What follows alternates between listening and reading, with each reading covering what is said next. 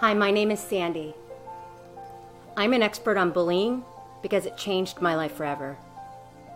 I created this video for kids to see because it's really important for them to know that behind every story of bullying is a story of pain and fear. My son Shane was bullied just because he loved Broadway theater.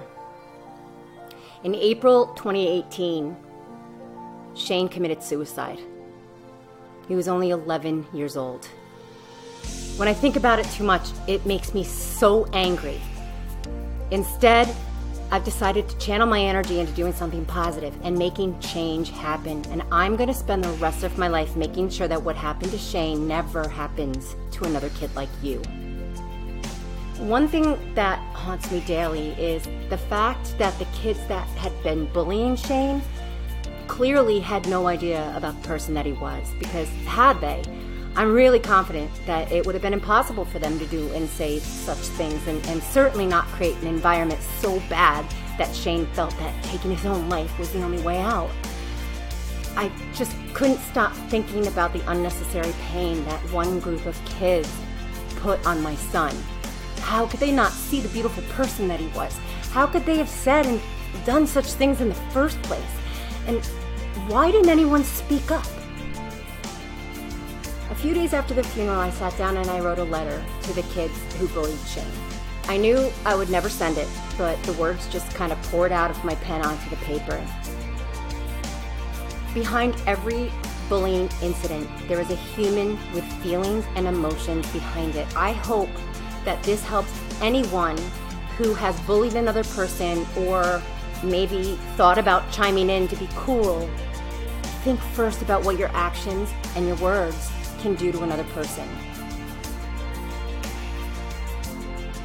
An open letter to the kids who bullied my son Shane. I know you're too young to grasp the impact that your words and actions had on my son, yet I still hold you responsible. You know what is right from what is wrong, yet there is so much you didn't know. When you called him gay, what you didn't know is that he and I had a bond like any other.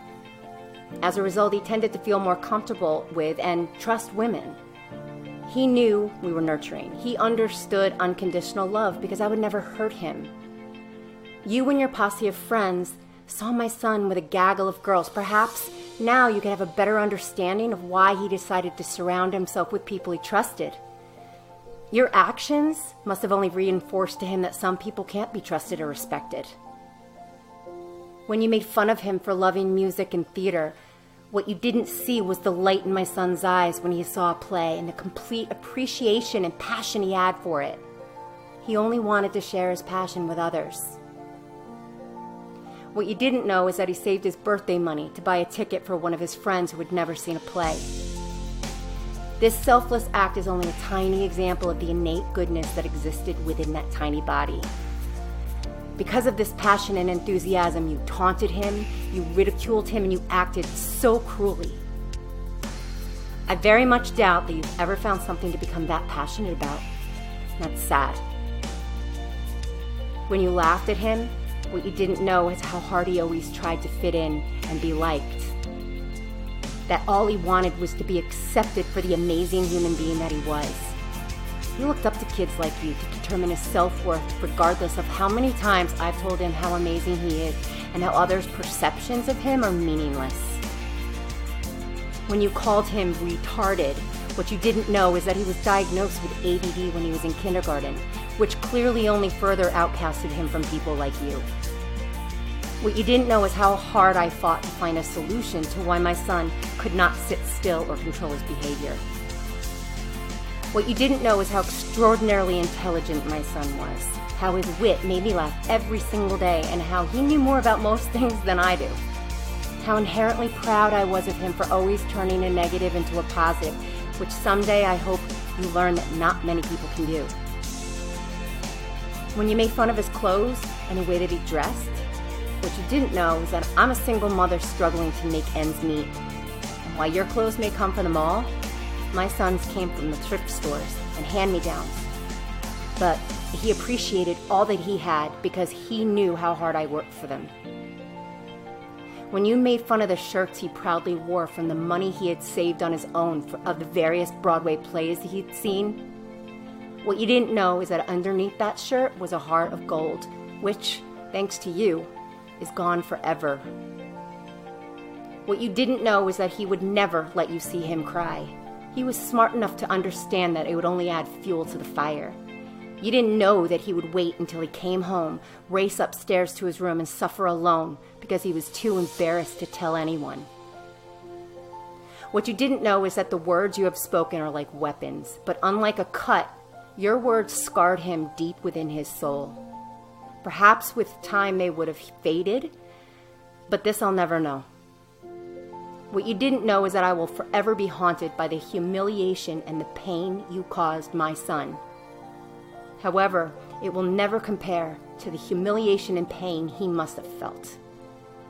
If I'm being honest, I'm not ready to know exactly how long he suffered because it will put me down a hole I don't want to go down. I would most likely never come out of it either. You didn't know your words and actions had seeped into his brain and made him believe that what you said to him was true. He eventually shut down and gave up.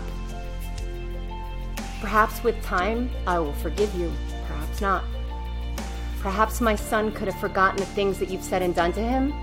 Perhaps not. I'll never know. I fear that my son would have carried these scars with him for the rest of his life. For someday in the future, something will have triggered a memory of what you've done. A song, a smell, a voice, and would have brought him right back to that moment where he was a vulnerable little boy who only wanted to fit in and be liked. I will never again have the opportunity to hold him, kiss him, and tell him that everything is going to be okay, because it won't be. What you don't know is that Shane's older brothers have had their childhood stolen from them too. They will never be the same again because their brother is gone forever. What you don't know is that I cry myself to sleep every night, that I hide my pain from my boys because they need to know that I'm okay so that they can be okay.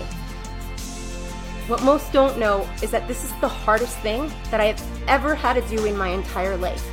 That this is not about being strong or courageous. It is surviving. What you don't know is the pain that I feel when I walk past Shane's empty room, still exactly the way he left it. His bed is still unmade, and his water bottle is still on his nightstand. I will not feel sorry for you. The fact that my son was a lesson for you to learn is something that I'm not willing to forgive. I can't imagine how unhappy you must be with yourself. Kind people are kind. Happy people spread kindness. The fact that you were capable of saying such cruel things only exemplifies how you must feel about yourself. Oftentimes, the most important lessons are learned the hard way. You may have apologized for what you've done, but you reap what you sow. I promise you that no matter what happens in your life, you will never know the love that I will always have for my sons. Sincerely, Shane's proud mom.